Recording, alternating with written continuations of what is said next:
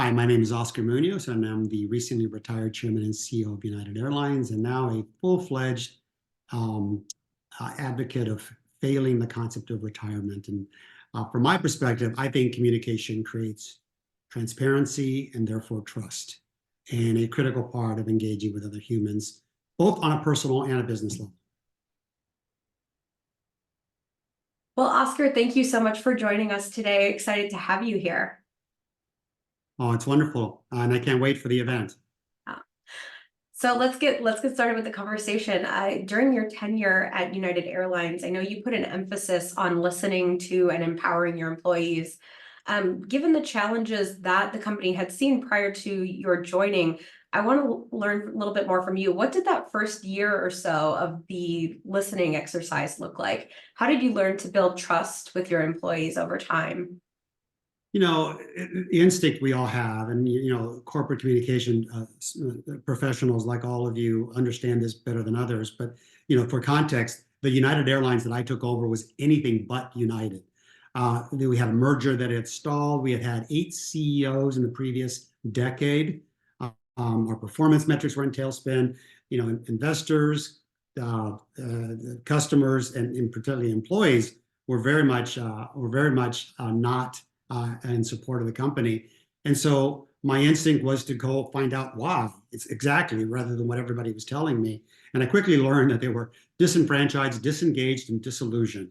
That is a quote I used in my first Wall Street Journal article when they said, "Hey, what are you finding out there?" And that, of course, that got big headlines. And shouldn't the board have known about this? Because I was previously on the board. And so I found all those things. So in order, what I learned in talking with individuals is my sense was we had lost the trust. As one employee put it so poignantly, she says, "I'm just tired of always having to say I'm sorry." Meaning she was a flight attendant, and the plane's late. She has to apologize, but it has nothing to do with that. The coffee sucks. Again, no decision on her part. She just has to serve it. So, you have 80, 90,000 employees around the country, around the world, always having to say a sorry. That's where the trust had eroded. And so the concept of going out and listening and getting that information was the most important part for me, because as you all know, in that genuine listening and learning from people, you engage people in the journey, and they felt like they were part of it and somebody was part of it. So that was that was the way we did it in the first year. Was difficult. I was interrupted a little bit because I had this heart attack and an eventual heart transplant event that kind of get in the middle of it, but we jumped right into it right afterwards. Yeah, and that part about your story is fascinating and Yeah, quite that's a inspiring. whole other podcast. Right. So you embarked on this listening journey in 2015, which is almost 10 years ago, right? And while some things, some core concepts of good listening certainly remain the same, in many ways, the world we're in today is very different. Vastly different. Yes. Right. So I would love to hear from you when it comes to employee engagement. What do communicators and leaders need to think about that maybe wasn't something they were considering 10 years ago? Well, 10 years ago, for sure, right? The concept of social media has changed the relationship between everyone, and certainly between employers and employees, absolutely between customers and brands, and then, of course, the general public and institutions, which we see all the time. And when you're an airline where you have 180 million people flying, they have a chance to opine in a whole different vehicle and publicly that everyone has. And it's what I would call now a two-way conversation, right? Before, people could complain, nobody saw it, and your response was also that. But of course, this has taken on such a big thing. And again, and unless you participate in that conversation with authenticity and genuine sort of desire, social media will steamroll you, and it's hard to recover. And we had a terrible event that everyone knows about on one of our planes when a customer was dragged and beaten off an aircraft. And my initial response and all of it, we just weren't sophisticated enough to understand what Twitter then, X now, was. And in our rapid, we didn't have a rapid response unit. And so we reverted as a team between CorpCom, between the lawyers, to this kind of standard old-fashioned defensive posture standard book that we've used forever in a world where information was traveling so quickly and so broadly. right? There's rumors that there were 800 million views of that video on Weibo in China. So I became instantly infamous globally. Um, and then, of course, the way you recover from those things is once you sat down with everybody and took away all the corporate pablum that everyone was suggested, and you put your genuine heart into it, for lack of a better term, I owned up to it and took the responsibility for all of that. And that was another mission that, we always say that it's never too late to do the right thing. And again, in this particular case, I think it was the most positive thing because, we spent a couple of weeks of really, really difficult situations, but we were quickly to be able to get past, take ownership, provide a plan, enact it, and then, simply apologize and talk to everyone. And, you think about situations that are going on today, Boeing is probably one of those examples where, again, it's a wonderful company, but this continuing cadence of negative things that are just being pinpointed to them, that's what can quickly happen to a large brand. And so having to reimagine how you engage and communicate with your customers or your employees was a big critical thing. And again, back to your question, it's very much a two-way. Everyone's involved and everyone has an opinion, and you have to be incredibly sophisticated about how you manage that. Well, I think that leads nicely into my next question, talking about the communications aspect, right?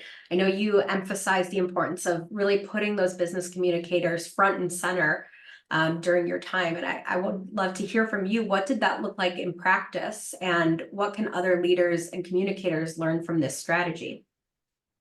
Well, I'm not presumptive enough that people are going to necessarily learn or that I have the best advice. I have a painful scar tissue from all of this and my commentary and my views, and I get called a lot from very senior people when they're in a crisis to, kind of get my take on how we do that. But, in general, and I wrote this in my book, leadership is an act of extended storytelling. I mean, you can't inspire people and motivate them through adversity and pain if work is just one thing after another, and there's no sense of duration, there's no sense of direction, and there's not an arc of narrative around what you're trying to do. And then when bad stuff happens, it just, nobody knows which way to turn.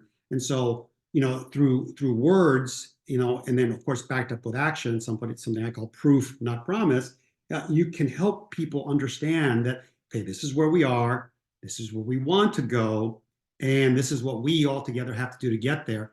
And then importantly, back to the listening tour, and in that message, it's explaining to you, the individual employee, how you play what I like to call a starring role in this transformation. And the old United was just lurching from one crisis to the next, and then so we were able to create again, a concept of the new spirit of United, which was forged on the individual human beings that worked in this company feeling that spirit and owning up to it. It wasn't a tagline. And we had many taglines in the previous 10 years, by the way. One of them was be the brand, right? Be friendly, be this. And employees would literally throw that in my face with these posters that were everywhere. Like they literally wave it in my face and say, be the brand? Really? When you can't run your planes on time, when you can't get this, when you can't get that right? And so I invested in my team a huge amount of time developing thematics, ideas, phrases and stories. And I've used already a few of them in this process. If you walk around United today, they still use these things, listen and learn, proof, not promise, those kind of things that are just important, that are their words are not as meaningful as the meaning that they have to the people that utter them. And so, and then how do you know this works? Well, there's many ways, right? Your employee surveys and our union agreements that we were able to solve. But for me, the first time a customer stopped me in the concourse and asked me to sign, we have these in-flight magazines where I wrote a note and a letter every month personally about what was going on. And when somebody asked me to sign it for the first time, I knew we were beginning to get through because your customers were sensing and feeling this concept of the new spirit of United. So long answer to your question. There's so many things, but you can, I hope, sense my excitement, my commitment, my full engagement on this concept of communicating, not just to the external folks in a way that avoid legal issues or it has to speak to the humans that work in your organization, because they will reach out and capture the hearts and minds of your customers. Yeah, absolutely. I mean, there's that human element you just can't overlook, right? And that it really sounds like that was core to your strategy. Yeah. Yeah, well, according to straight, you know, part of it is, again, why I always say I don't want to be presumptive about these things. That's me. That's who I am. I am that person that wants to reach out. It comes naturally to me. It does not come naturally to other people. And to Sure. those folks, I always advise them. It's, you know, it's kind of like when people tell you to tell a joke before you start a speech. So, which is a great idea if you're a good joke teller. If you're not. And Right. so if this kind of human connection doesn't make everyone, comfortable, then don't do it, because it'll be awkward. So figure out that way that connects with people. And again, whatever it is, it can't be disingenuous. It can't be third party. It can't be surveys. People in the business that I ran required that kind of human interaction, because they interact and right with you as a traveler. And so that worked for me.